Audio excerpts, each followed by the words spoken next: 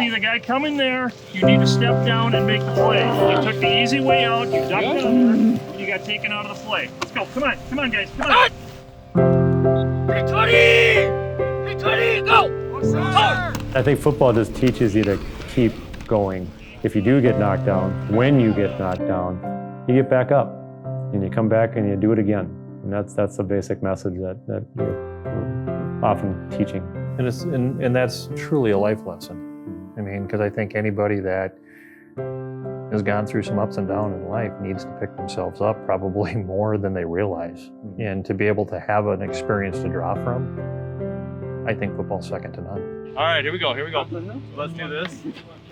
Trips left, 32. Pete and John have this incredible dedication and commitment to Columbia Heights, and especially to student athletes at Columbia Heights. They give their heart and soul to Columbia Heights, and not just the football program.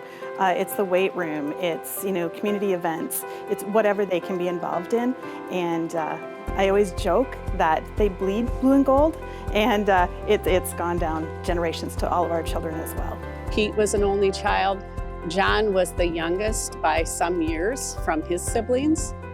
They grew up living within a few houses of each other. With Pete, he's perfect. I mean, he's honest, he's hardworking. His level of love for this district and this school is second to none. And then he's also he's a legacy.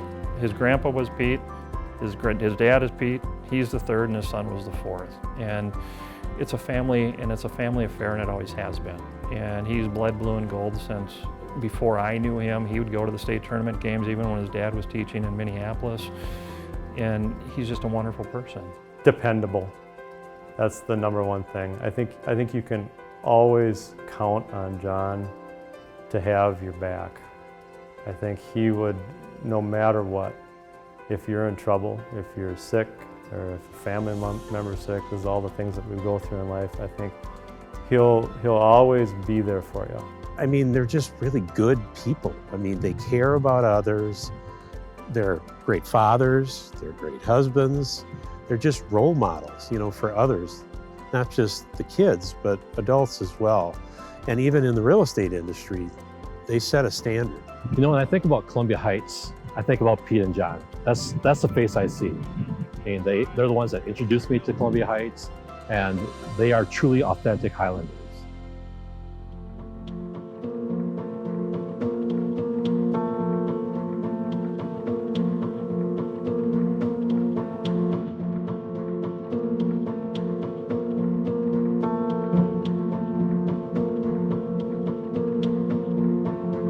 Congratulations, John and Pete. I'm so proud of both of you. You're so deserving of this award, and couldn't be happier for you.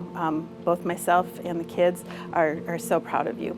Congratulations, Pete and John, on this fantastic award as an Alumni of Distinction.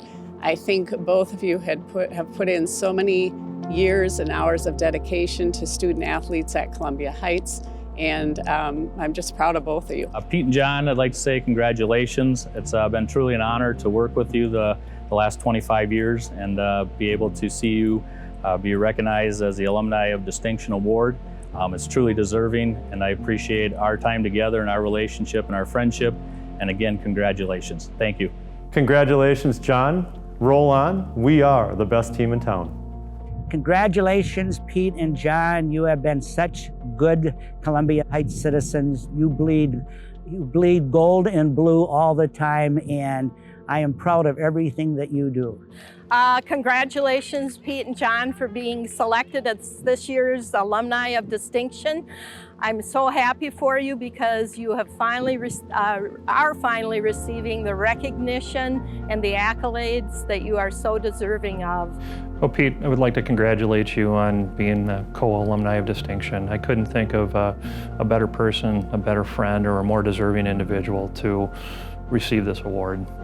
You and I go way back, and I think most importantly, you're more than just a friend. You're a brother, and your family is family, and I can't think of anyone else that represents Columbia Heights and a Highlander more than you. John and Pete, congratulations. You guys, Columbia Heights couldn't have made a better choice. I think of all the times that we would go on trips, and one time we went down to Iowa and we all laughed and had a good time with the Iowa coaches, and many things, many memories like that. You guys are the best. In Columbia Heights, congratulations on 2 really great guys.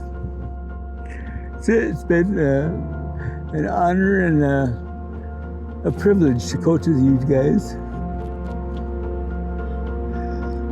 The best. High five. Not bad.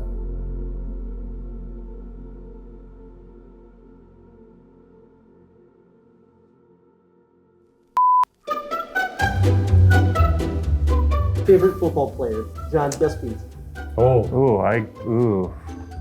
That one is tough. Keith Millard. Dang, he got me. How did you do that? Former Minnesota Vikings defensive lineman, number 75, back in the 80s and 90s. Favorite defensive football player and football player of all time. He had a poster of him on his wall for years. I did. Yeah. God, how do you know that? You know so much about me. This is scary. John's favorite football player. There's a lot of them out there. I'd have to think. Joe Montana. I'll throw that one out there. You're right. Is that right? I love Joe Montana. My second favorite would have been... Did I nail it? I really nailed it? Joe Montana, and then my second 2 favorites were Mike Singletary and Walter Payton. Favorite football movie? Pete's would be Remember the Titans. He's right on that. Ding. Let's see here. Rockwell's favorite football movie. Well, I could really put him on the spot. There was one that he really liked in high school.